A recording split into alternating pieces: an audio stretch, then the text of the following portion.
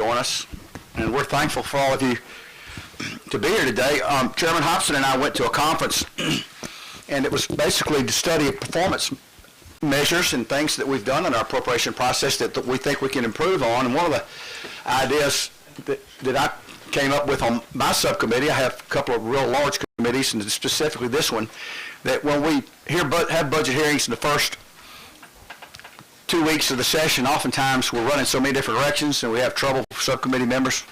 Chairman Hobson, good morning. We just told him you were on the way, and I hadn't been talking 20 seconds. But we thought that if we held this hearing before the session starts, we could really dig down deeper with such a huge agency that we're dealing with here today, Department of Revenue, and in that effort, it would be to have a better budget. So by spending more time on it, there may be some questions we'll have that we'll develop today that when we meet again in the first couple of weeks of the session, that we can get information that we looked for, where in the past, if we needed information the first couple of weeks, sometimes we don't get it in time. I see Chairman Wiggins on the Zoom call. Is Senator McCon on there? He'll be joining us shortly. Chris, I guess I'd like to thank you for being here today, and all of you who work for the agency, thank you for your work. So I would like to just start off, Chris, you've got I have to compliment you on this glossy presentation you have. If you want to just kind of give a general overview, and then we'll drill down on the actual budget. Thank you, Mr. Chairman. Is my microphone on? Doesn't sound like it. Is it on now? No, it was on. Seems like it's low. Is it on better now? Yeah, it's just a little low? Okay. Thank you all for having us today. We appreciate the opportunity to come and do a presentation. I was told I had 2 hours on my verbal presentation, so I won't take more than an hour and a half. You have a couple of handouts. One is a one-page kind of a budget summary sheet that we've prepared. Has the Department of Revenue at the top of it. Prepared, or? The second page of that is our homestead reimbursement budget and our license tag commission budget. There's another single page that you may just now be receiving that just shows you revenue collections for the general fund for the last 3 fiscal years, so FY20, FY2021, and FY2022. And then you have the nice glossy activity report, which is way too thick for us to go through today. I may highlight just a couple of pages that I think are interesting in this report.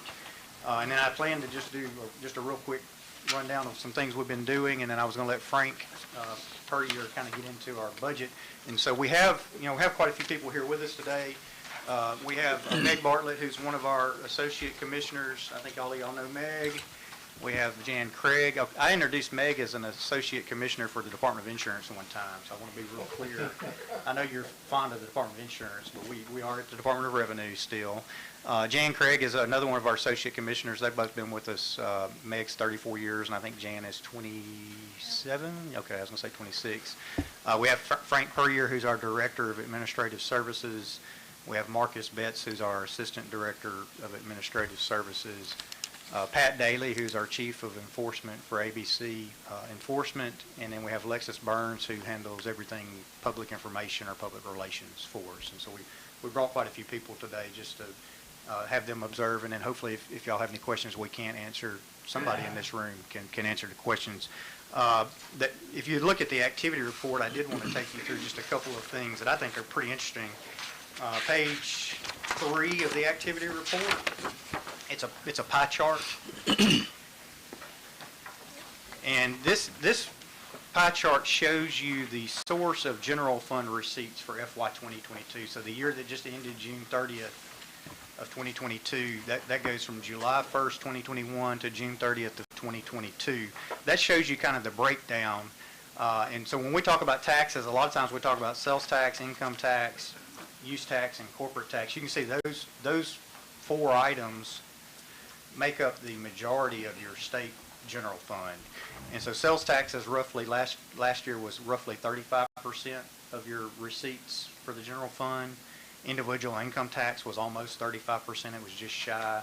So it was a little bit over a third last year. That's grown the last several years.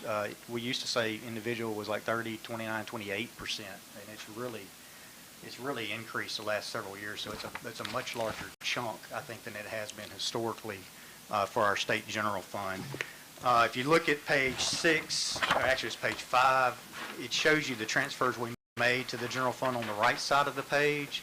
So in FY 2022, the Department of Revenue made $7.1 billion in transfers to the state general fund, almost $7.2 billion.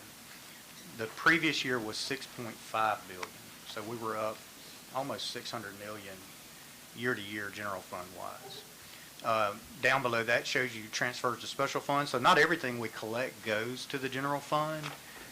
You can see we collected a total of $10 billion last year. Down at the bottom, total transfers. $7 billion of that went to general fund, and $3 billion of that went to other funds. And we do an annual report. I didn't bring a copy of the pages that show you everywhere that we send funds whenever we receive those funds. And I did a presentation, I think it was last year in the off season, where I had a pretty decent chart that showed you where all of those funds go. A lot of those funds go to state and local government. A lot of them go to education. So there's, out of the $10 billion, there's $3 billion that goes other places that doesn't get counted in our general fund budget, and we don't talk about. A good chunk of it goes to the Department of Transportation. There's just a whole lot of places that we send money, and every bit of it is mandated by statute. Every transfer we make is something that the legislature at some point in its wisdom has decided that's where the money should go. And so out of the $10 billion that we collected last year, 70% of that went to the general fund, maybe a little higher than 70%. But we do send funds all over the place. I always like to point this out. We average about $41 million deposited into our bank account a day. So on a given day, we will be depositing about $40 million into the bank account. That's kind of an average number, but it's we talk about big numbers a lot around the Capitol, but it's pretty humbling to know that we deposit about $40 million a day into the bank account. That's a lot of money. Another one that always jumps off the page at me, and we talk about technology a lot, and y'all have, this last fiscal year, y'all funded us purchasing a scanner. It shouldn't be called a scanner because it's not a scanner. We're going to scan, last year we scanned 6.4 million pages of documents. And so that represents correspondence that's sent in to us under the different hats that we wear, whether it's titles, income tax returns, people filing 1099s with us, or W-2 reports with us. We scan a lot of, we accept a whole lot of things electronically, but people still use paper a whole lot. And so we'll scan, last year we scanned 6.4 million pages of documents, and y'all funded for us I call it a scanner. I know that's not doing it justice. These are like very, machines as large as this table almost, that scans high-speed documents, gets it into our system so that we can then work those documents in a timely manner. So y'all funding that is really a help to us.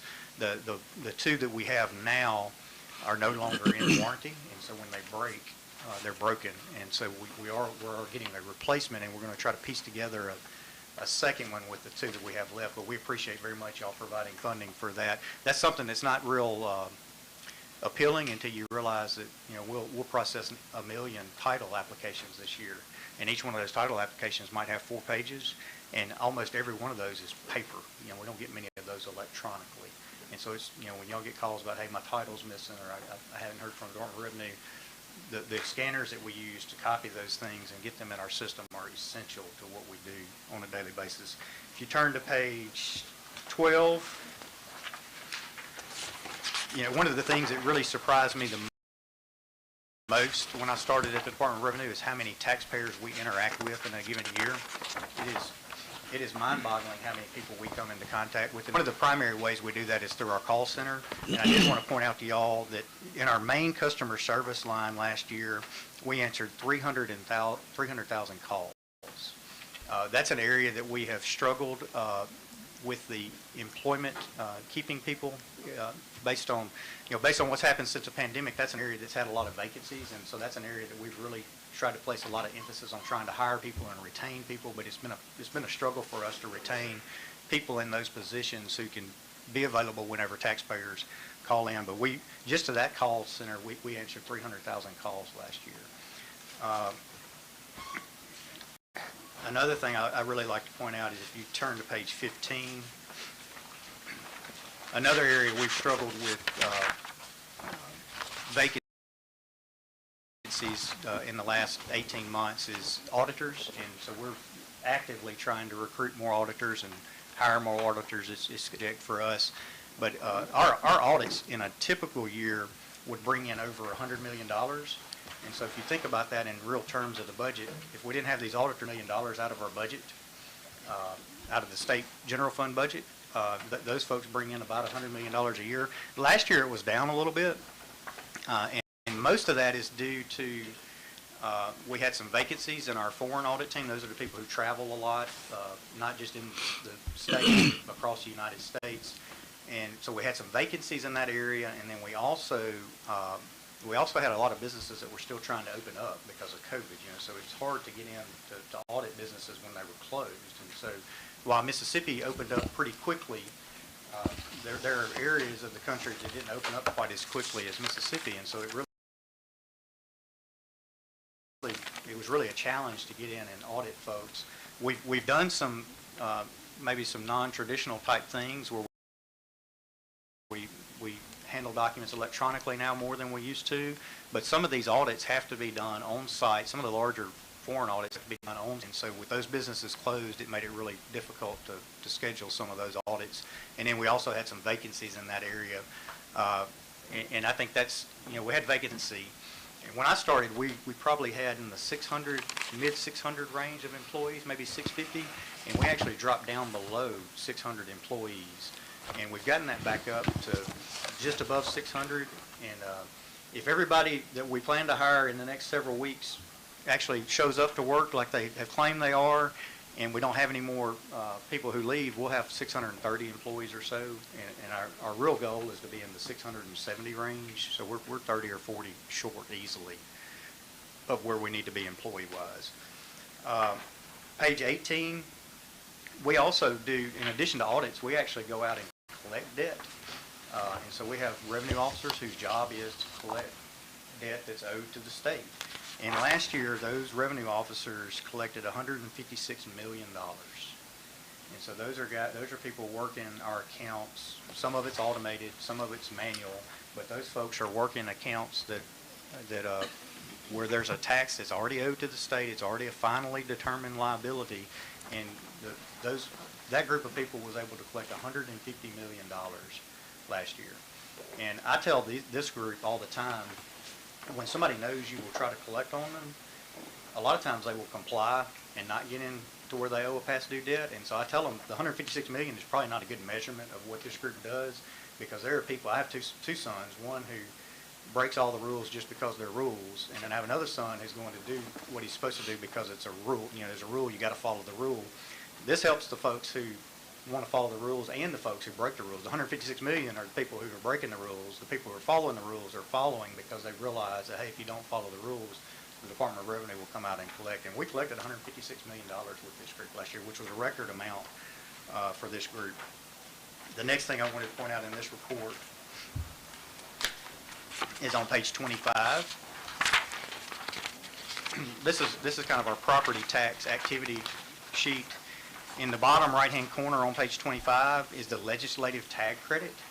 Y'all may have heard of this. This is the credit that the legislature enacted that gives people a break on their car tags, because our local jurisdictions charge so much for car tags, because most of what you pay for when you go in to pay a car tag is your local tax. It's your county tax, if you're in a municipality, your municipal tax, and then your school district that you pay a tax for.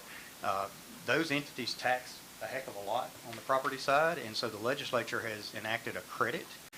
Last year we sent $270 million to local jurisdictions to reimburse them for people paying less than their tags whenever they go in to renew their tags. The reason I point that number out to you is after last year, because of the way sales have gone, car sales primarily funds this tag credit.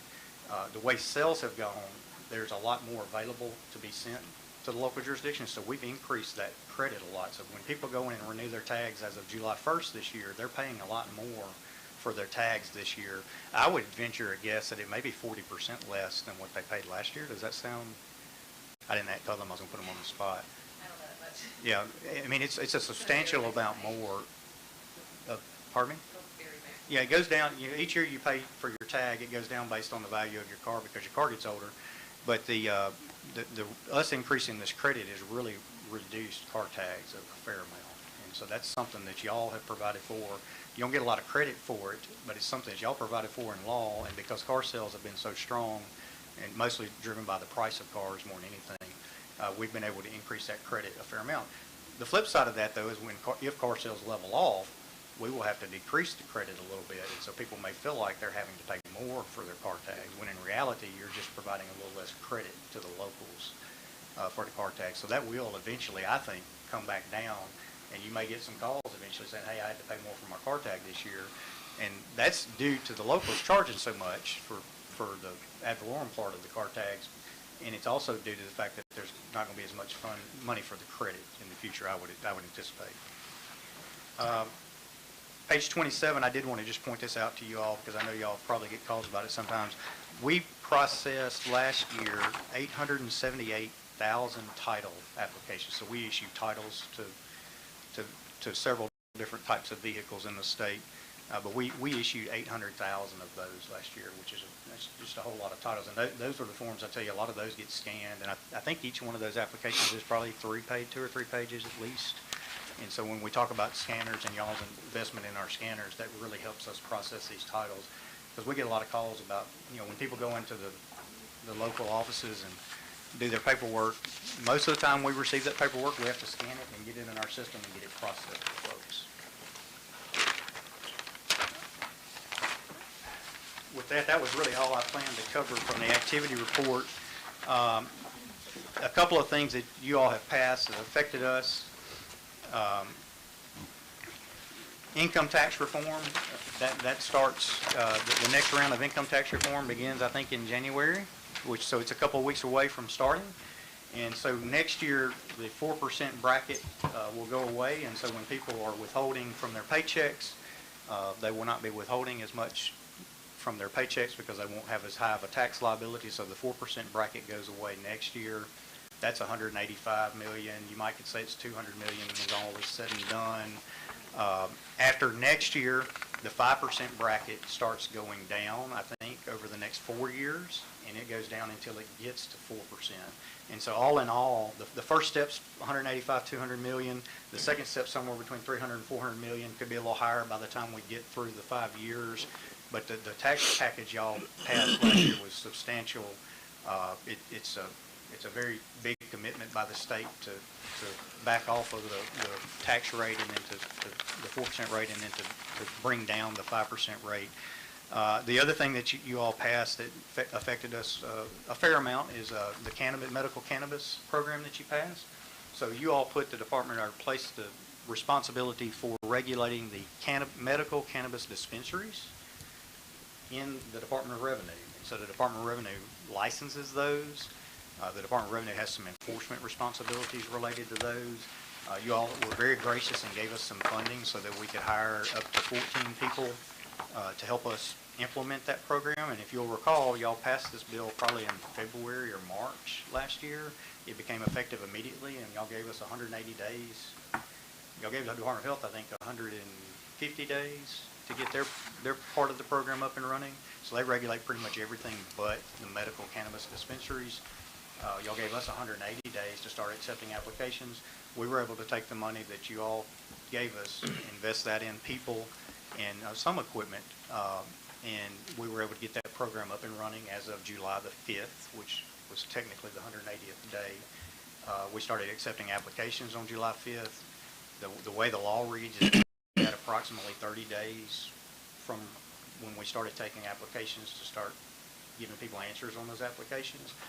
We were able to hit that legislative mandate, and so we were able, with the funds that y'all provided, we hired 10 people. I think we're still looking for 2 to 3 more that we want to supplement our staff with, but with the 10 people that you all let us hire and the funds y'all gave us for the equipment, and us working with the Department of Health, which the Department of Health did a wonderful job of getting all the computer programs in place, all the application programs in place over a very short period. It's just monumental what they were able to do over a short period of time. But we so far, I think we've licensed about 150 medical cannabis dispensaries. I'm told that none of them are actually selling medical cannabis yet, but that could be coming in the next couple of months as the growers, the cultivators finish up cultivating, any processing gets done, and then the product gets tested, which I think is a very important part before you start selling. You need to make sure all your testing process is in place and functional before you start selling product, because it is it's a huge public safety issue. But I'm told in the next couple of months that could happen. Y'all also passed legislation related to the ABC warehouse. The ABC warehouse legislation, in my opinion, did two things. Number one, it authorized the Department of Revenue to hire an operator to handle the floor operations at the warehouse. And so that's taking cases of alcohol off of trucks as you receive them, putting them on the shelves, and then when orders come in, taking those cases of alcohol off the shelves and putting it in a truck to be delivered. So that part of taking it off the truck and putting it on the truck, y'all have given us the authority to privatize that part and contract with an operator. We've issued RFPs on that, and we've received responses, and we anticipate within the next 2 weeks we could name the selected operator related to the warehouse. The second part of that legislation authorized the Department of Finance and Administration to construct a warehouse for the Department of Revenue. The bill says that we should, as best we can, coordinate that with the selected operator. And that kind of makes sense to me. If you're going to have an operator who has the potential to be operating out of the new warehouse, they need to have some input on how it's going to be outfitted. So we're hopeful that once we get that done, we can very quickly consult with the selected operator and kind of get the specs of what we need in a warehouse. I can tell you, in talking with the state of Virginia, who within the last 12 months or so just completed a warehouse, they spent $93 million on a warehouse that's not a lot different in size than what we need, and they did that before inflation hit their project. The state of Oregon, who I've spent some time talking with their people, they're currently building a warehouse. Their proposed warehouse went from $55 million before inflation to $142 million post-inflation. I don't recall offhand the size of their warehouse compared to ours. I probably have that information in my office, but their potential cost tripled almost. I'm sure hopeful our cost doesn't triple off of what we think it might cost. But the important part about the warehouse is we're working with the Department of Finance and Administration to identify where the warehouse will go and to also identify the amount it will cost us to build a warehouse. But the bill said that we are to build and equip the warehouse, and so I think it's important for you all to know that equipping a warehouse can be almost as expensive as building a warehouse, depending on what type of system you install. And the bill requires us to consult with the operator on that part of it. And so we haven't selected an operator yet. I can tell you that I wanted to have an operator selected earlier than we do, but we have state procurement laws that we followed, and the legislature saw it fit to require us, and I don't have any complaints about this, to have us follow those procurement laws, and so we've done that so far. That makes the process a little bit slower. It's not substantially slower, but it's a little bit slower than I personally would have wanted. When the state of Iowa did this with an operator, they took, I think, 18 months, and they thought, when we talked to them a fair amount, and they thought that our time frame was really compressed, even with the procurement hoops that we are jumping through. And so I feel real comfortable with the amount of time it's taken us to do the RFP, get the responses back. I'm very hopeful one of the responses is good enough for us to select and name an operator within the next 2 weeks. So our budget request, I said all that to say our budget request will probably have to be updated with you all once we figure out exactly what we're looking at with the operator. And then also once we really get into the details about what a warehouse is going to cost us. And so my goal is to come back to you all in January, hopefully early January, because I know we're on a quick schedule once we get here, and let you guys know those two numbers. Like what is it that the state, that the Department of Revenue feels like they need to do, what we need to do as far as the ABC warehouse goes. And I can't tell you, we're very thrilled about the bill y'all have passed. We think it's a great opportunity to build a warehouse, select an operator, and do it the right way. as opposed to the way that we've been doing it with two hands tied behind our back. And so we are very thankful for the commitment that y'all have made in authorizing us to do the operator as well as construct a warehouse. It's a great commitment by the state. I think I told y'all in the legislative session that I didn't think $55 million, that's the amount of money that y'all have allocated to it so far. I don't think $55 million will touch constructing a warehouse that the state can be proud of for the next 20 years.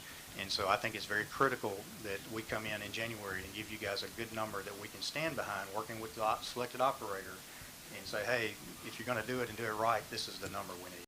I don't have that number today, but I do hope to have that early in January.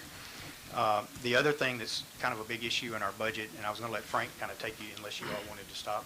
Of course, the chairman and the members, whatever you all want to do, but I was going to have Frank take us through the budget request just real quick. But the License Tag Commission is the other thing that you'll see in the budget request. It's time for Mississippi to select a new license tag as the official tag. And so right now we have kind of the yellow tag that has the state seal in the middle. Y'all have passed a law that says every 5 years we select a new tag. There are some good practical reasons to do that, and I've got people here who are smarter than me that can tell you all those practical reasons. One of them is so that you have people who haven't been renewing their tags have more of a motivation to go renew their tags, and so it theoretically will increase revenue for the locals, because most of the money that comes off of tags goes to your local governments. That's probably the primary reason you want to do it every 5 years, and I'm sure that's the reason that number was selected whenever y'all passed the law to say that we will reissue tags every 5 years. However, that comes with a cost, and so we have asked for, I think it's $5.7 million to fund a reissue, and those are funded from special funds. Y'all passed a bill a couple years ago that allowed us to take the state funds that we receive from the tag sales and use those to purchase tags that get purchased in the future. So we take the funds that the state generates, we buy more tags, and then any leftover money we send to the general fund. Y'all passed that a couple of years ago. That's been a real helpful feature, but it will require, if you all want us to do a tag reissue, it will require an additional appropriation this year of about $5.7 million over what we spent last year. And that's so we can get our tax supply up to where it needs to be so that the counties can be prepared. Because instead of selling a sticker on renewals, they're going to be selling a new tag and a sticker. And so there will be a lot of new tags, and so our estimates and the cost of purchasing those tags is about $5.7 million next year. Can you walk us through how that's reimbursed to the state? Because the counties get the benefit of the revenue from the tag, and like you say, every 5 years, it'll be very evident if somebody's got an old tag, and they'll chances of increased revenue for getting pulled over. But how do you get your money back? Yeah, so when the tag is sold, there are mostly local fees, but if you look on there are some state fees as well. And I forget which one. There's a $15 fee, and there's a couple other little small fees. But part of that $15 fee goes into a special fund that the Department of Revenue then uses to buy new tags, and then we send the excess to the general fund. Okay. And y'all given us about $500,000 that we get to keep in that fund every year, and the rest of it is cash flow from the sale of tags. Okay. And that's all I had, and I'm happy to take questions or whatever the What committee wants to do. And if What I Frank- would like to do is give an opportunity to ask general questions before we drill down on the numbers, if you don't mind, on all the Yes, things sir. that you mentioned, because I've got several questions, and then I'm open up to the other members of the committee. I'd like to start with a couple of the subjects that you mentioned. On the ABC warehouse, I know we're competing now with the Amazon plant for wages for our workers at the ABC warehouse. What have you seen the cost of those? Are you able to maintain employees, and at what cost? And I may have to lean on Meg to help us with this answer just a little bit. We have had a tremendous amount of turnover at our ABC warehouse since I started, and I assume that we've always had a fair amount of turnover at the warehouse. But since I started in July of 2020, we've had a tremendous amount of turnover. If I had to put my finger on the cause of turnover at the warehouse, is you have people working in a building that is absolutely disgraceful as far as the condition it's in. It's just too old, it's worn out. And so I think the primary reason we have high turnover out there is that it's not air conditioned at all. The ventilation is bad.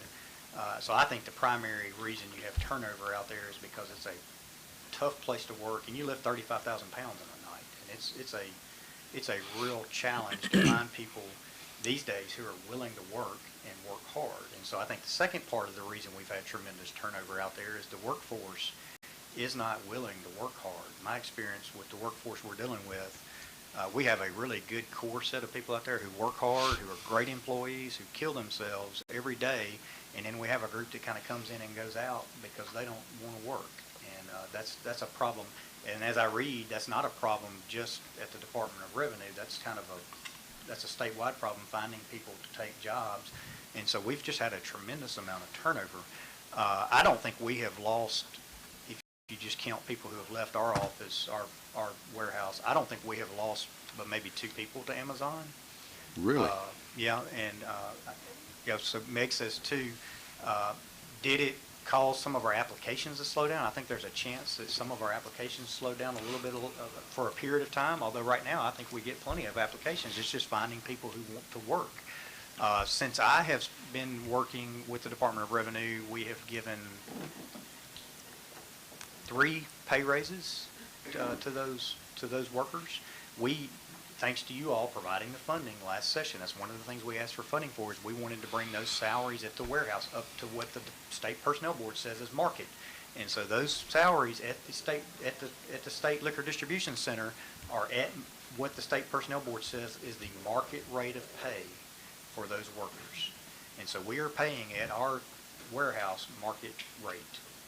And the market rate's probably gone up, and the State Personnel Board adjusts those every year. I haven't seen the adjusted number for those workers, but you all provided funding for us to bring that pay rate all the way to market for those warehouse workers, and that's what we've done since I've been there, and that was the 3rd raise that we had given folks since I've started.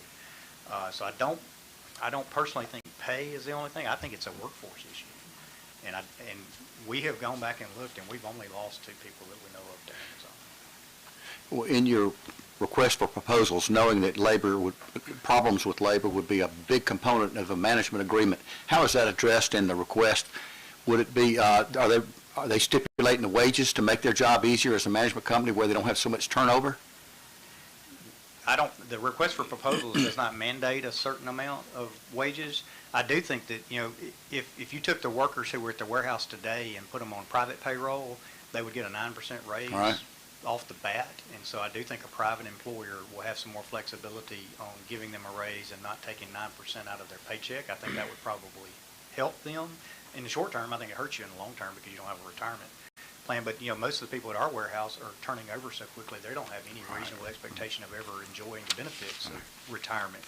And so I think the primary thing that a private entity can do is they can easily pay a little bit more because they're not taking 9% out of the paycheck, and then they can probably more easily pay things like productivity increases. Some of the things that we have a hard time doing right now because our systems are so antiquated, like we have a really hard time because everything's done the old-fashioned way.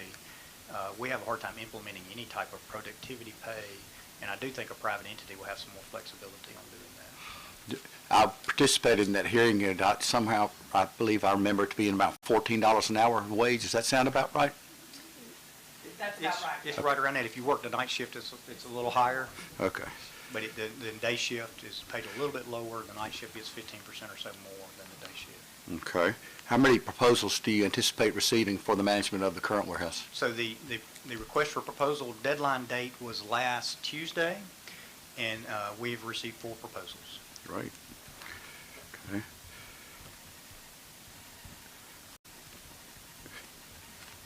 Okay, then on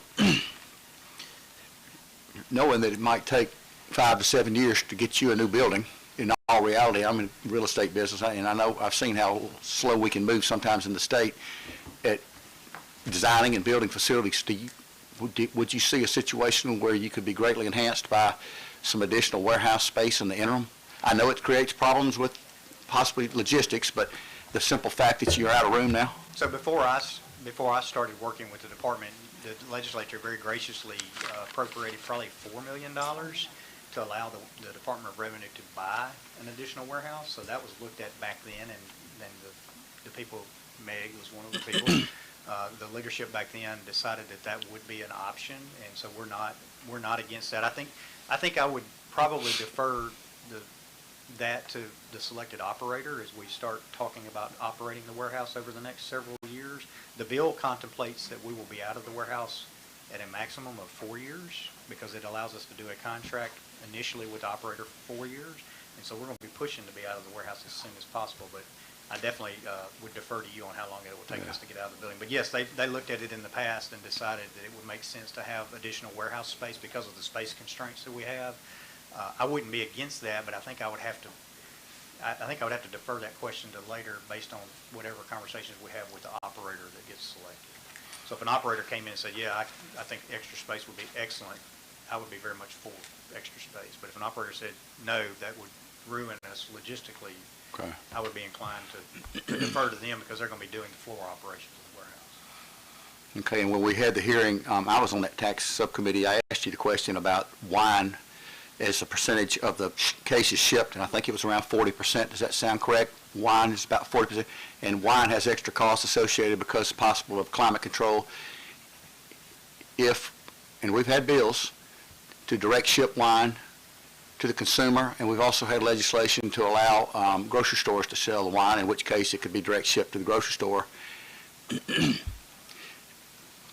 Obviously, we could build a smaller warehouse if we allowed that. And if we don't act on the direct ship to the grocery stores, I can promise you, I've already been told Kroger and Walmart are going to come with an initiative. And I imagine they can get it done. With all the Krogers and Walmarts that are around here, they can sign up petitioners. So if that's taken away from you, what if we built a building based on the fact that we were going to use 40% of the space for wine, and then all of a sudden it's yanked out from under us 3 years from now?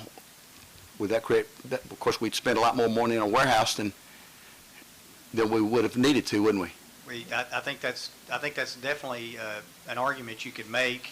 I do think with the growth and absolute explosion of the different types of liquor that you can buy, distilled spirits that you can buy, I'm not sure long-term it would be a huge dent to the state. In other words, Virginia, who just built a warehouse, I had a conversation with them 2 weeks ago. They were complaining about not having enough space in their warehouse already. And so I don't see, I don't dispute your point, but I think it could be debated that, yeah, you could always use the additional space. If you took the wine away from the equation, you could still use the space. Maybe not all of it, but you could definitely use some. Okay, thank you. And so I do think in planning a building over 25 years, you don't build a building that's going to last 25 years. You build a blowout wall or whatever they call the walls that you can expand. And so you may just reduce your expansion from 10 years to 15, 18 years. Okay, I want to ask a question about, you have your sales tax enforcement division. Of course, you have your tax enforcement division. If someone fails to pay their income tax, it's just simply a fact they owe the tax to the state. But if someone collects sales tax like a retailer and fails to remit it to the state, are they charged with criminal charges, fraud, as well as just civil? Because they're basically stealing someone else's money, not giving it to the state because they're the protector of the money. Do we go after? You can be charged criminally for failing to. Do we do that? I don't have a breakdown of our criminal cases, although they're listed in our activity report, but they're not listed by type. But I would anticipate that we have had sales tax fraud cases in the past. We've had a few. Okay. And there's enhanced penalties. And there are enhanced penalties. You have a 300% penalty, I think, that goes on top of the normal 50% penalty that you would pay. So the legislature has enhanced. It's like a fraud penalty. It's a civil fraud penalty, not a criminal fraud penalty. That's a lot easier to do than criminal charges. And we don't prosecute those cases. We do prepare the cases and hand them off to the local jurisdictions who are responsible for prosecuting those cases. But we do the civil fraud penalty. I wouldn't think about that. 300% is very easy to do, and we very routinely do that on folks who don't. So you're paying tax, interest, 50% penalty, and 300% penalty if you're not remitting your sales tax. Is that right? That's correct. Yes. So you hit them pretty hard civilly, Yes, which sir. is very easy for us to do. We do that internally, administrative procedure, and then they can appeal that to court, and it's a civil case, not a criminal case. Okay. All right, on another enforcement question, our Rules Committee has met with the Department of Public Safety on some ideas that they have on, a lot of them dealing with tags. I see an abundance of cars going up down Interstate 55 with cardboard tags. It says CarMax, or it'll say ABC Car Sale Company. And I know there's a provision that they have a certain amount of time to get a tag once the title's been issued. What is that amount of time that they have to? Is it 7 days? 7 days. Only 7. Okay. Well, we're looking at legislation to, do you know what the penalty is right now on that? I don't. I bet Jan can Fine, you know what answer. the fine is, Jan?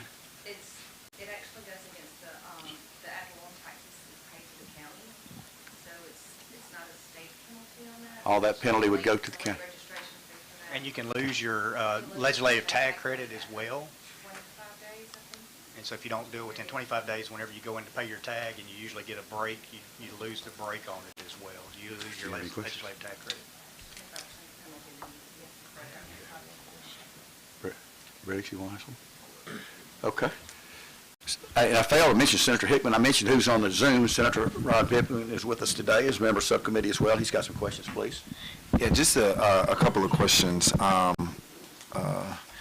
You guys were talking about the direct ship of wine. So it's my understanding that would save 40% of space in the warehouse. Is that correct? I think we heard that in another hearing. It's actually about 40% of our sales volume is from wine. I would say over 50% of our floor space is dedicated to wine. You don't, Yeah, I think this. Now that I remember, I think it's 40% of sales, but almost up in like 60% That's correct. of the space. 60% of our floor space is dedicated to wine. So I guess my question is, what are the cons to direct ship of wine, especially now that we're considering building a new warehouse, and if we're wanting to build something nice, state of the art, that's going to last, I would think that having something that's 40% of your revenue, but 60% of your floor space would help us save in the long run. you know, but first, I think that's a policy decision for you wise legislators to make in your normal process of debating things. Because there are states that allow the direct shipment of wine, and or perhaps the shipment of wine similar to how you do beer. And so you have wholesalers. And so there's a three-tier system that I'm not intelligent enough to have a real good conversation with you that I think you have to consider from my perspective, and not considering the three-tier, and might want to talk about the three-tier system a little bit more. From my perspective, if you are going to move wine outside of the warehouse, then you need to do away with the 27.5% markup that the state collects on wine, because that 27.5% is going to need to go into the private sector so that you don't upset the market for the product. And that's my personal opinion. People could argue with that and disagree with that if they wanted to, but I think if you're not going to warehouse that wine, then the 27.5% you're charging, if you keep that on the top of the price, you're going to start fiddling. That's a liquor term. You're going to start fiddling with the price in the market. And so my opinion is, if you want to make that direct shipment, do away with the 27.5%, keep the sales tax, keep the excise tax if you want to. Recognize you're not going to collect as much tax. You're just not. I think that is a non-debatable fact. You're not going to collect as much tax. You're going to miss out on some tax. It may not be a substantial amount that the legislature is worried about. And I'm talking about regular tax. I'm not talking about the 27.5%. I think you have to move that off the table, and then you're not going to collect as much tax, because right now we know where the liquor's coming from, where it's going, and we know whose labels should be on it, and we know where to go look. And you remove the warehouse out of that, and you remove part of your knowledge base that allows you to go and make sure that people are buying it from the right places. There are some other reasons I think that y'all would need to debate. There's a tremendous public health cost to alcohol in the state of Mississippi. If you put alcohol in every store, grocery store, convenience store, gift store, if you put alcohol in every single place, you're increasing public health costs. I think that's just a fact. The way we do it makes it a little bit less convenient, and that's a policy decision for you all to make. It makes it a little bit less convenient, but it has a direct effect on public health. Alcoholism and the diseases that come with alcohol in the state of Mississippi are there, and it's a real cost to the state. And so if you take that out and say, hey, it's a lot easier to get, you can get it anywhere. Let's say you don't just limit it to grocery stores, you let anybody sell it. You are increasing public health costs. And I guess I never want to take you out of your expertise or what you actually do. So any question that I ask is going to be in the realm of what you do in DR. I guess my question is, so let's just say, I think you're saying you wholeheartedly believe that if that's going to be done, we take away that 27%. That's my opinion. So let's say we take away that 27%? And in the aggregate of things, does the state lose if we direct sell wine, or where are we? How much is the state looking to lose? Because in this chart, and I'm guessing does this include this 27%? Because it says from wine, it's like 0.4% of our revenue. That's beer and wine, that's light wine. Light wine. So this would be included in the ABC 1.5%. So how much could it be impacting? You may have to get back with me on this. I'm not trying to nail you in on something. If you count the general fund and the special fund transfers, we will transfer about 160 million this year. I think that's a good round, rough number. And so if you just did the rough math on it, which I can't, sitting here, I don't think I could do the rough math on it. If you said that wine sales were 40%, you would say you're losing 40% of that number. I think that's a rough number. It's maybe a little bit lower than 40%. Right. And I'm just trying to see if we eliminate this, where we on, like, keep the tax and all that kind of stuff, like, kind of where would we be? And including you'd lose some amount of sales tax. I'm not sure how much. You'd probably lose, I guess you'd lose some of the excise tax is not in the 27.5%. So it'd probably be about 40% of that 160 million a year that you'd lose.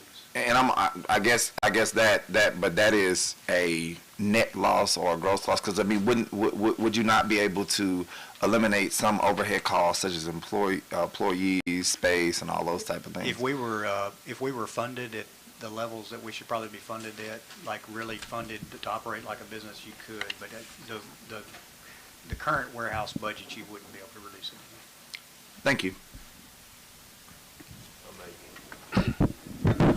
Thank you, Mr. Chairman. Chris, thank you. I'm going to get back to ABC and liquor tax and collections. Two things. One is, what is the number for the license tag? I think we looked at it last year. The state portion's about 10, 12, $13 million is looking at Corbin too. It seems like that was the number we looked at last year. Everything else that's on our license tags goes to the counties, correct? Yeah, it's probably in the realm of 15 million that comes to the state out of that. Okay. And the tag credit we push back is about 280 million roughly. Probably 300 million this year.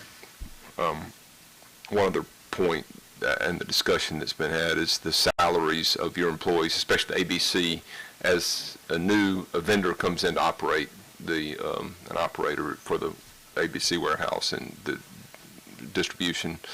Are they going to pick up those salaries, or are those going to just move? Or do you think some of the employees that are there at the warehouse would just move to that operator, that contractor? We've been told that the operator would probably not bring an army of warehouse employees with them, so that they will be hiring, and so that we anticipate that some of our employees who currently work at the warehouse on the floor will be picked up by the operator. Okay, and they've They're got not required to by the bill, and they're not required to by the RFP.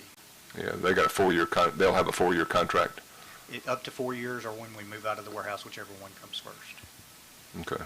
I think. And are there provisions in the contract that would allow the state to amend it if we had something that my two predecessors here were asking, that they,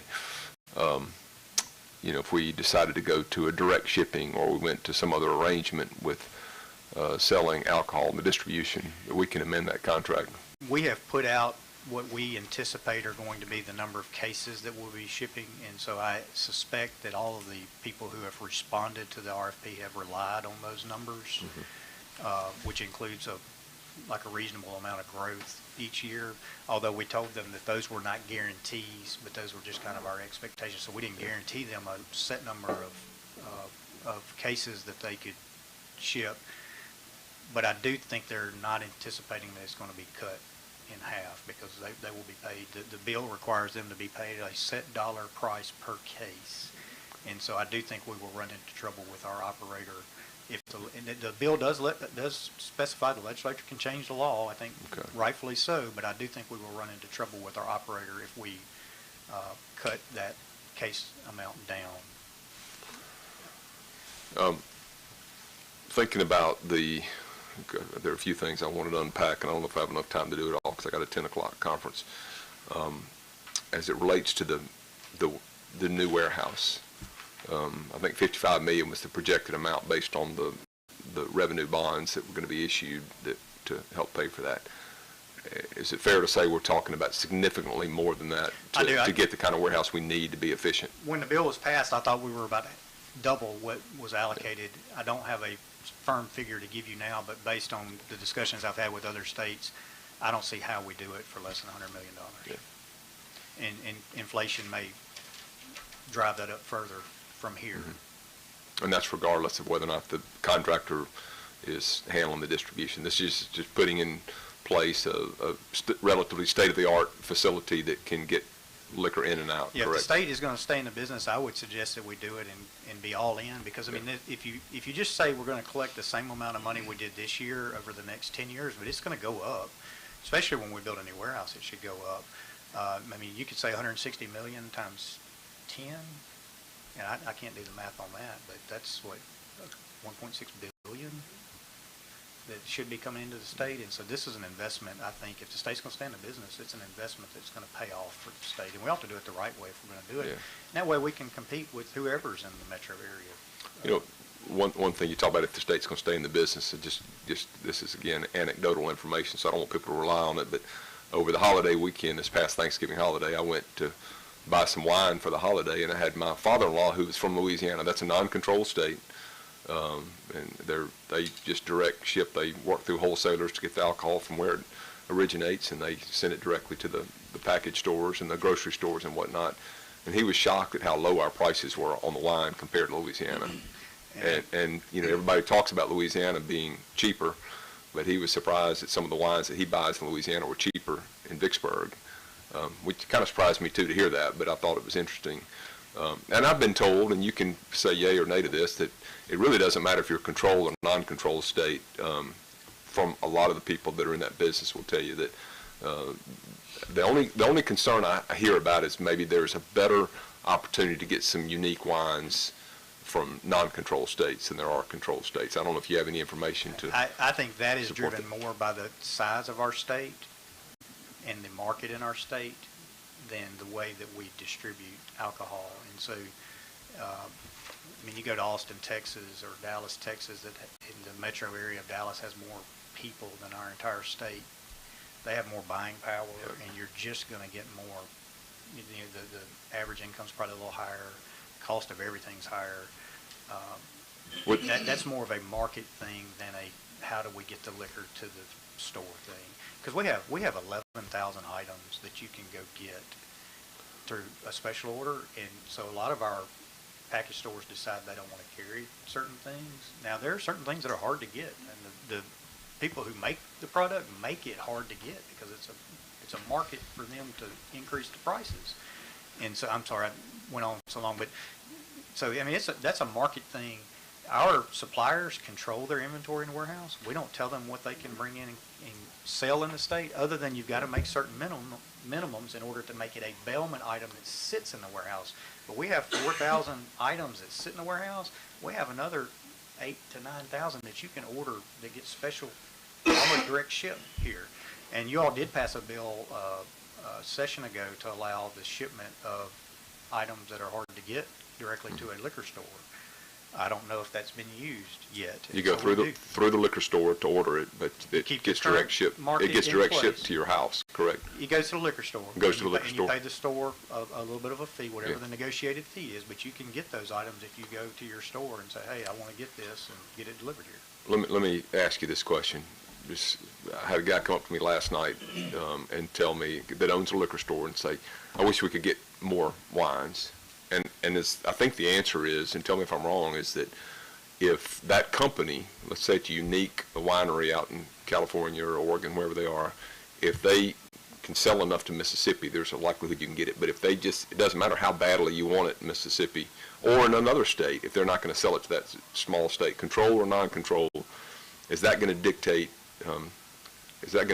whether or not they send it to Mississippi? I think it does, yes. And I would defer to Meg, but yeah, it does.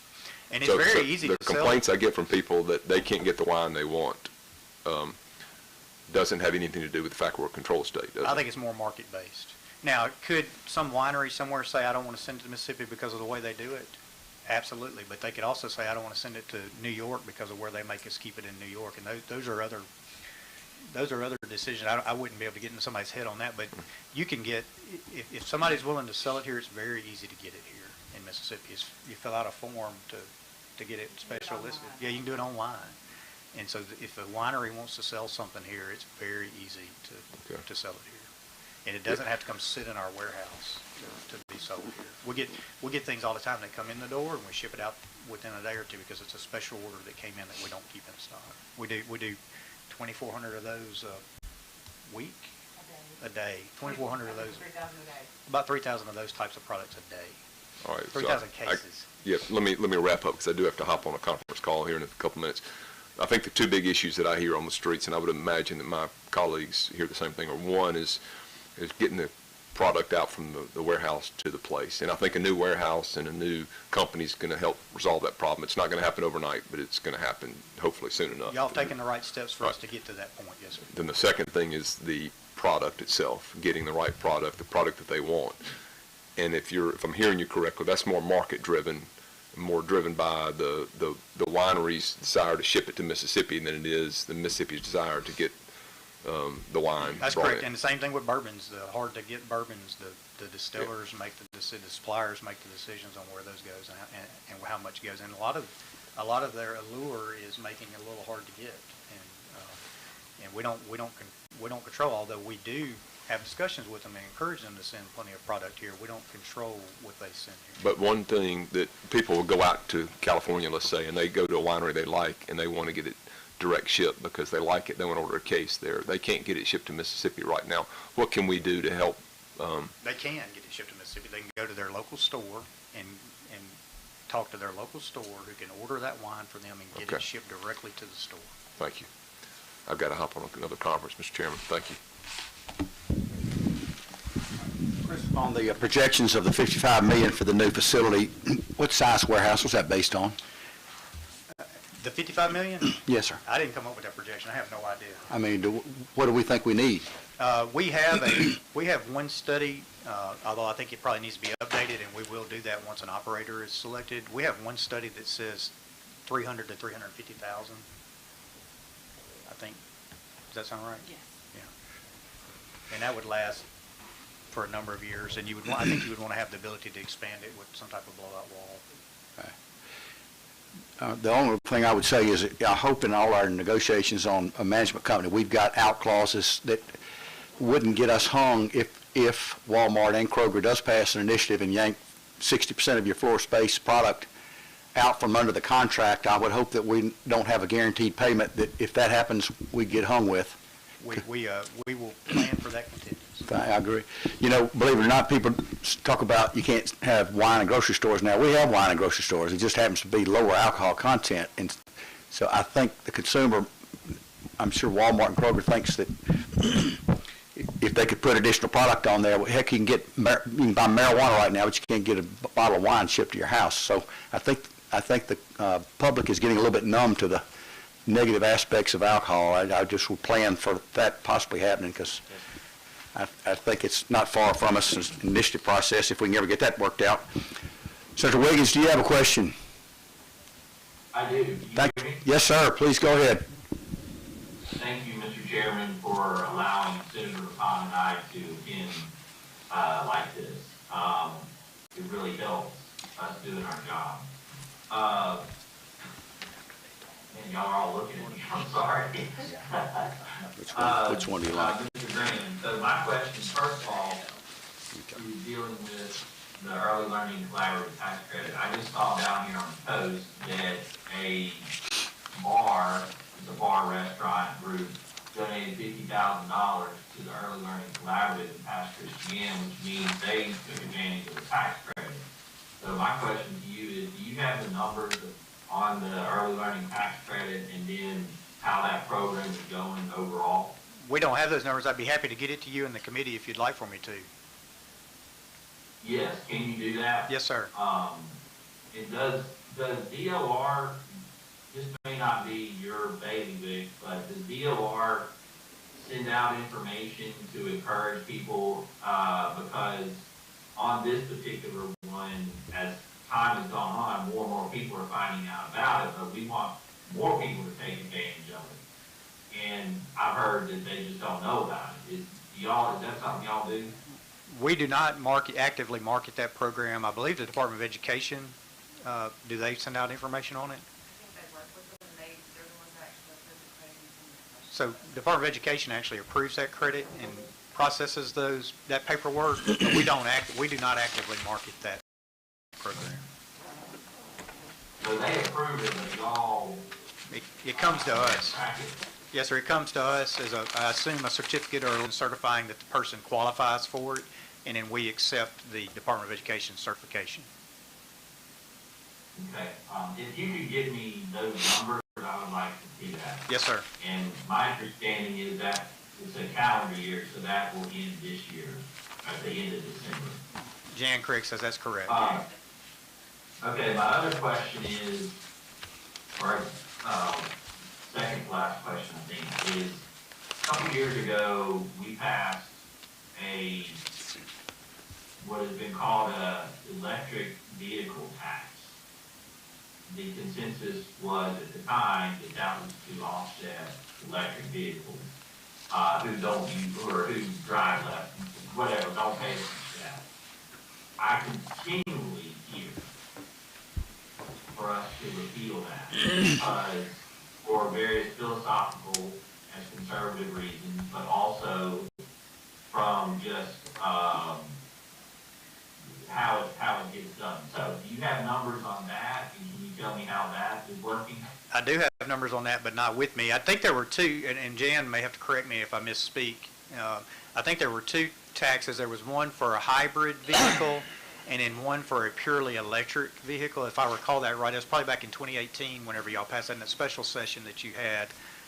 And I have seen figures on that. They're not real large, but I have seen figures, but I don't recall off the top of my head what they are. I've seen figures on one of those, Okay. but we can get those for you as well. I'm sorry I don't have those with me. Okay, if you could, I guess that's my question is, for all the pain that it's causing people that I continually hear, is it worth continuing all that? I think that's a debate, a very good policy debate for you all to have. With the current status of things, I would anticipate that will be an area where it increases over time because it doesn't sound like we are going away from electric vehicles at the present moment at least. But I think that's obviously a policy decision for you all to make. Okay, and then on the discussion about the warehouse, I will say it certainly gives me pause knowing, and first of all, I appreciate your being upfront about the cost of building the warehouse. And that it won't be 55 million, it'll be 100 million, is that what you said? I will be surprised if we can construct a warehouse and equip it for $55 million. I can't give you a figure as I sit here today, so I certainly want to tell you that it's definitely going to be $100 million. But I can tell you it costs in Virginia $93 million, and the state of Oregon is well into the $100 millions. I'm hopeful that ours is closer to 100. And maybe your conversations with Virginia and Oregon can help me understand your answer to this question. And so what gives me pause is spending that amount of money on a warehouse when the private sector, particularly the Amazons of the world, their specialization is warehousing. If you look at what Amazon has done, it's not just the building, it's the actual technology that goes along with the warehouse. And it's absolutely fascinating of what they do. And so my question, I guess, or the thought is, can we look at, like, contracting out our liquor business to a warehouse company, i.e. Amazon, so that they can run the warehouse, instead of us investing because I think you're right, the all-in.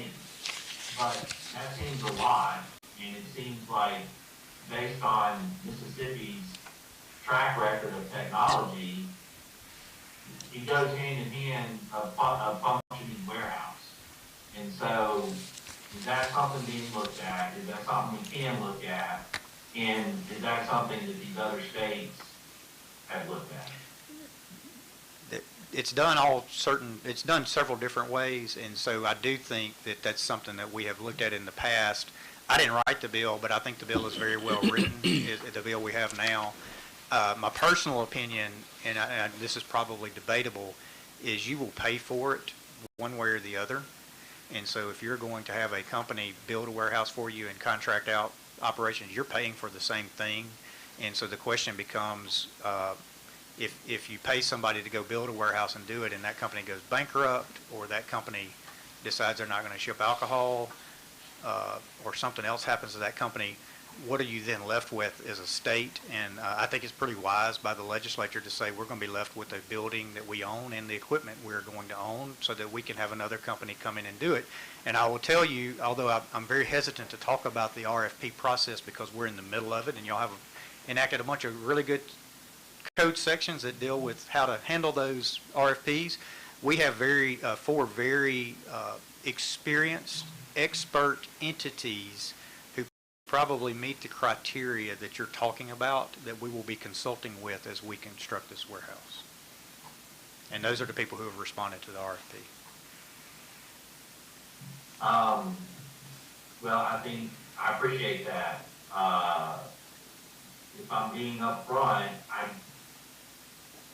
I'm going from the amount of money and the stuff in our other agencies that say they need technology, the staffing, the lack of workforce skills in general, and honestly, the state's lack of investment in technology.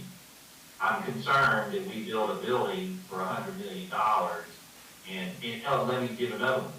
We built, excuse me, a state-of-the-art crime lab on the coast that didn't get used. And so we're gonna spend $100 million on a warehouse. To your point, it needs to be used correctly if we're gonna do that. And I don't know that I have faith in the workforce, sadly, that we can make technology work. And I think if you look at Amazon, and I've used that as an example, man, they got it down to a science, it looks like. So I just think I think that's something that needs to be looked at in mind as y'all go through this process. Because we can build a $100 million building and we can contract it, but our track record from different agencies has not been good, to be honest. And so I know that's a policy decision, I understand that, but you're helping us to make these decisions. Yeah, and I do want to clarify one thing.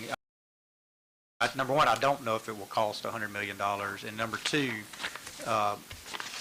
Virginia built the warehouse and equipped it for $93 million. We are talking about building and equipping it.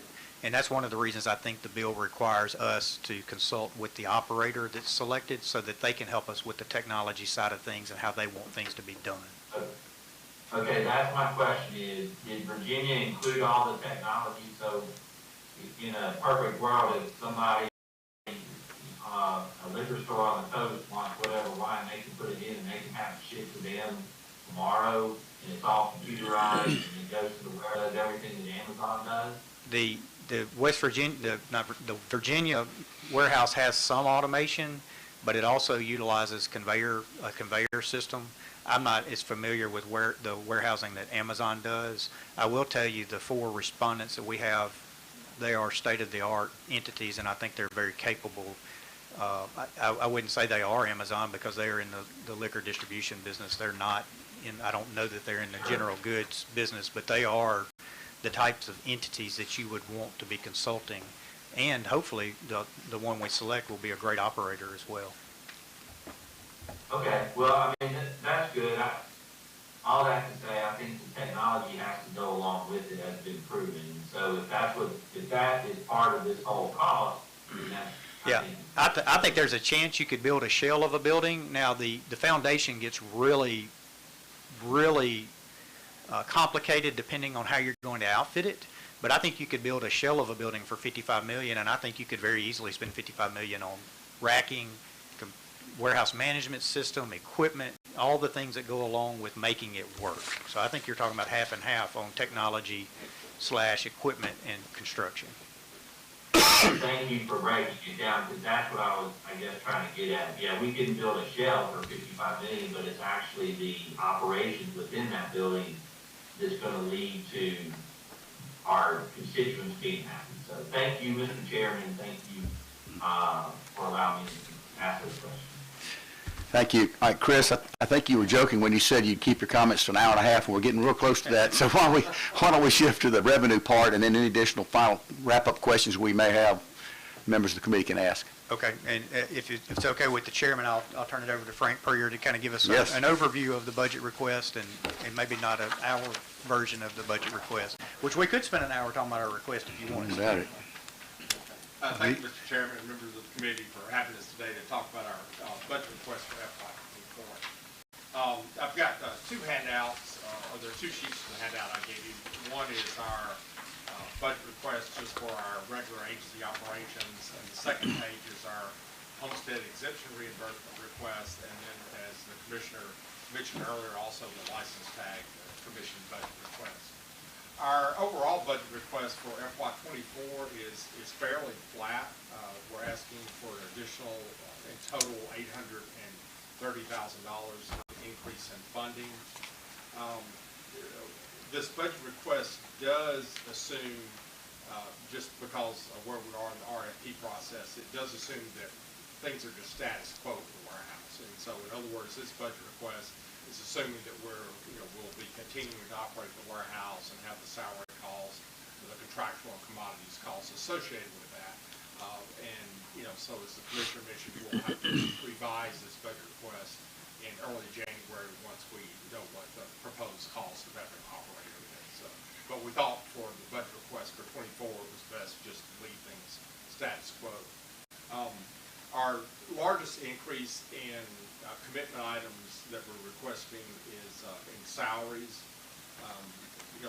You all were very good to us last year and gave us the appropriation to try to bring many of our people closer to market salaries, and then with the implementation of SEC squared, we were also able to implement a lot of those increases.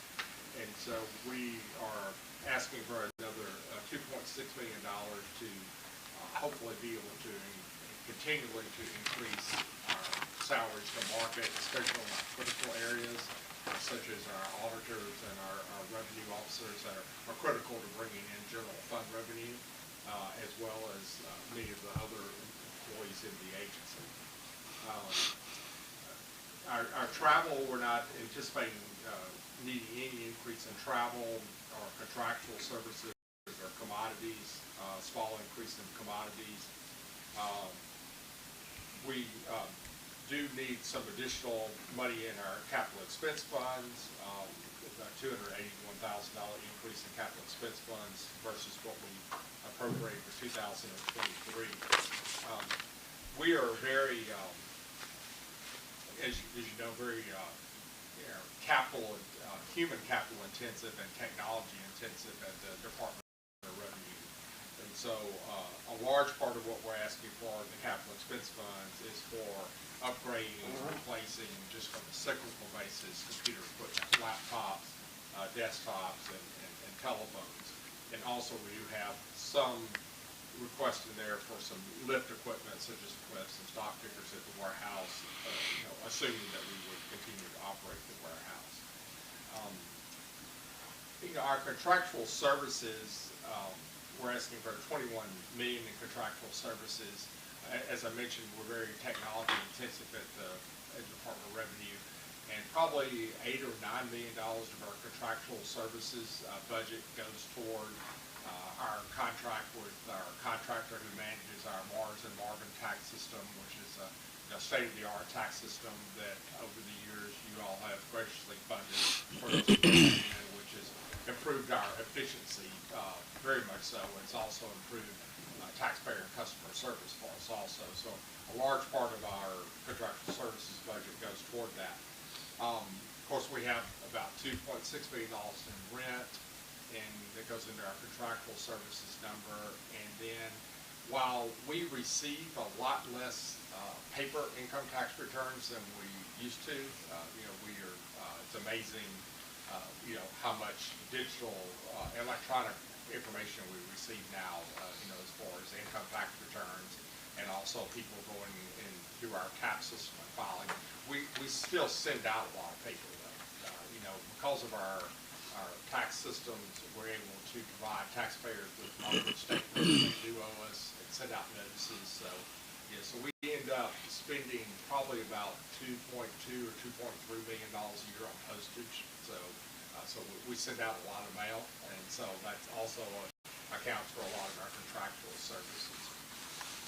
With the labor market being tight like it has been the last few years, we've also had to rely quite a bit on temporary staffing, not only at the ABC warehouse to try to supplement our numbers out there, but also we use temporary workers for processing tax returns also during the tax return filing season, February to January, or February to June. We probably bring in about 25 temporary employees to help open the mail, process the returns, scan the returns, and get the data entry on those returns. And so that's part of our contractual services also.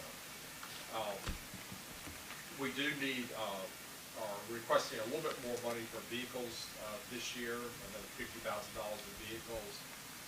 Our box truck that we can use to get mail to and from the post office is getting close to the end of its life, and so we need a new box truck, and also we're asking for money for another pool car sedan. We want to have reliable transportation when our employees need to travel out of town. We've got some pool cars, but usually our pool cars are kind of hand-me-down from other parts of the agency, and so they're not always the greatest car to take on a road trip, but so we would like to get a new pool car also. And of the, so we're asking for a $2.1 million increase in our general fund funding and additional $830,000 appropriation increase in our special funds also. So, does anybody have any questions? You mentioned mailing costs. Believe it or not, I have a tax attorney who has asked me to draft legislation this year to require certified mail on notices. Can you give me an estimate on what that would cost the agency? We can, and my personal experience with certified mails is more unreliable than regular U.S. mail, and it just creates additional problems. We do have technology that allows taxpayers to sign up for an account that would deliver them an electronic notice, and so I would suggest suggesting to your tax attorney friend that he has his clients sign up for the electronic notice, which is very reliable and very quick to receive. We do have, but we can give you a cost estimate. I can tell you certified mail will reduce collections and make it more difficult for the department to do its job. And my personal experience with certified mail is it's absolutely unreliable. I think that's his goal, is representing the client to reduce collections. I Yes, imagine sir. so. Yes, sir. I would anticipate that as being true too. You would be surprised at the amount of return certified mail. Really? Do you know who will accept a certified mailing from the Department of Revenue? Nobody. And so you're adding additional cost, and there's Delay. I say nobody. And a delay. lot of people will not accept certified mail from the Department of Revenue. It's not everybody. I hate to speak in absolutes, but You wanna ask me a you're question? adding costs for not much more. You got Yeah. any questions? Hey, is Secretary McCollum still with us? Do you have any questions?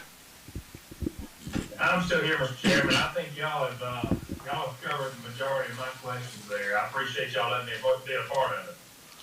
Okay, thank you. Let's see, I had written down the general budgets, and in your audit division, you'd asked for 15 additional pens. Yes.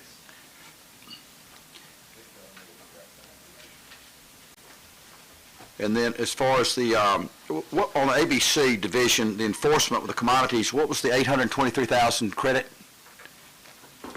That's the reduction of cannabis enforcement division, is that what that's for? Oh, I'm sorry, Mr. Chairman, what was that? Under enforcement, I believe it was under the ABC budget, there was a commodities credit. We received some one-time monies last year. What, was that for the startup of the cannabis program? Yes, yes. Okay, Because we had to outfit the agents and also buy vehicles for the new medical cannabis stations. all right, you need 5 trucks for that. And as far as, let's see, there was another question I had. Okay, on the ABC facilities repairs, from the 1 million, you've spent about 440,000 of that. The remaining amount, is it obligated? It is obligated, right. Because of the supply chain issues, we were unable to spend all that in '22, and so, what's being carried over to '23 is all been obligated. Okay.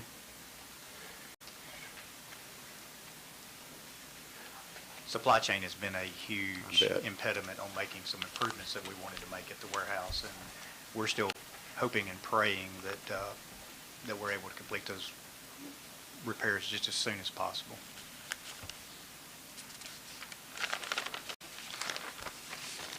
All right.